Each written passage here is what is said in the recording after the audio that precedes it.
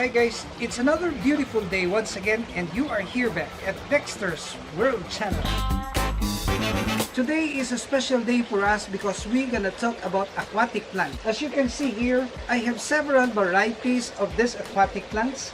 I have here the tripartita. We also have this Eriocaulon truncatum. This is a scientific name and it's very difficult to pronounce.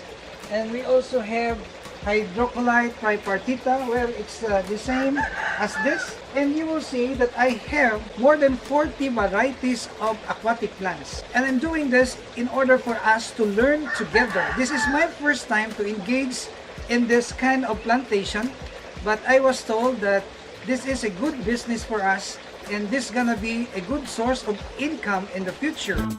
Imagine if you are going to grow this and sell this to your customers. This is going to be a good source of income. Well, today we will examine closely what are the different types of these plants. And you will see that I use the basin as their containers. I also use the mud from the rice field as their substrate. Many said that it's good to use small stones or small pebbles for the substrate. And many also have said that it's good also to use the garden soil.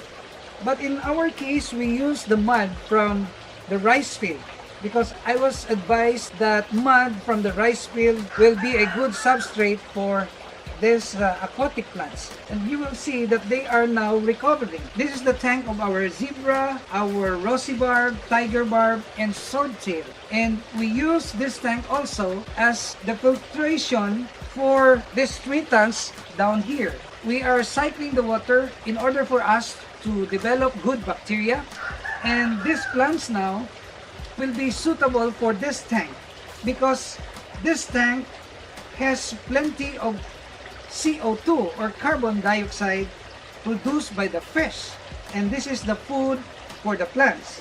There are two kinds of planting, the immersed form or the submerged form. Well, we are using the immersed form method, but later on we will dip these plants down at the deeper tank because it's good that we will submerge this totally in the water to prevent the pests coming in and eating the leaves of these plants.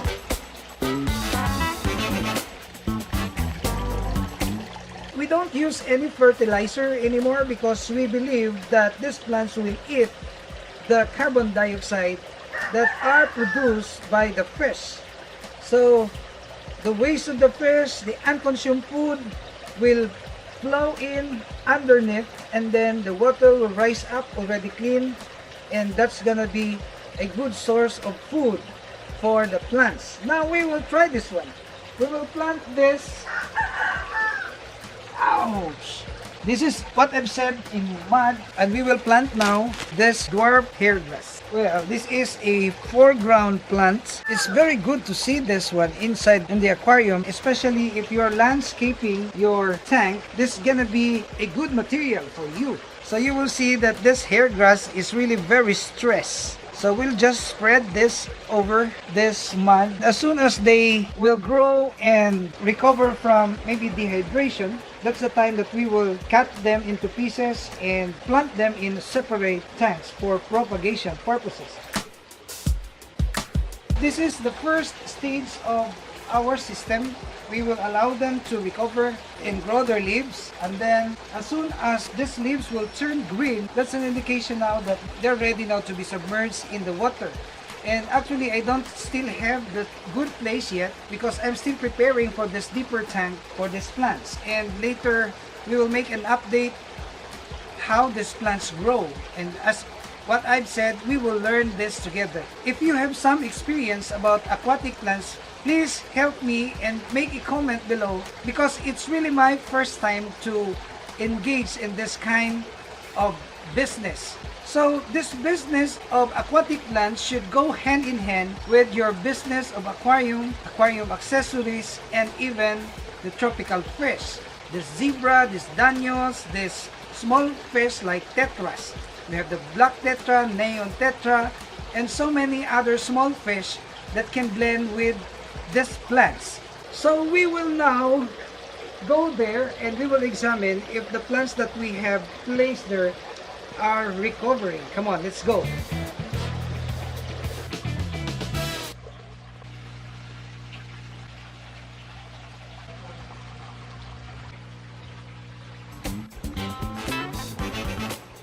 So it gives us now a conclusion that these plants have really recovered. You will note that their leaves are already turning green. Before, this is yellowish. This is an indication that they are really recovering from the stress. As soon as the root system will become very stable, that's the time that I am going to dip them under water. And that method will be the submerged form. I'm using this immersed form method just to monitor whether they can recover or not, and then from there we will make some adjustment. But it seems that they are doing well, so I'm so positive that we can also make good business out of planting this very beautiful aquatic creatures.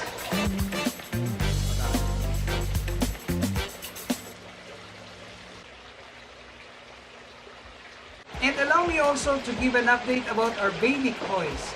We've been breeding kois massively, and this is another batch of babies. Last video that we had, we put some 2,000 Japanese koi, and another batch of this have been placed right here. You will see that there are plenty of them, and I believe that there are more than 3,000 baby kois that are here. So they are now very eager to eat their breakfast. Come on. And maybe you will wonder, Dexter, can you teach us how to breed Japanese koi? I already have 2 videos on this, and if you wanted to know in detail how to breed this Japanese koi, you just type the 16 steps how to breed this Japanese koi. Of course, from Dexter's World. So these koi are already very responsive to their food, and the first batch of this are already bigger compared to this size. Live food, as what I have said, is really the best source of protein, but we don't have to overfeed them because this will also cause harm to their bodies. Just a little amount of it regularly, and we will supplement that with some pellet. Now we will go to the other tank, where we can see the first batch of our breeding. So we are feeding now this Japanese koi, and the age of this is less than 2 months old. Maybe that's 6 weeks, and their size have doubled already. The volume of the water and the kind of filtration system is really very important, because I have noted that since we made this tank deep and we provided a good filtration system, they grow so fast. And this is the tip that we can share with you. The koi's growth will really depend upon the kind of tank that you are using, meaning that if you are putting this in a big tank, they will grow fast, and of course we will provide with good filtration system. So these are numbered around 2,000, and over there we have selected some 3,000 koi. So all in all, we have 5,000 baby kois that are to be disposed how many months from now. So this is the result of our effort, and in life, if you are just doing things right and you have this perseverance in life, you can become very successful as long as you will not quit and you will learn from your mistakes.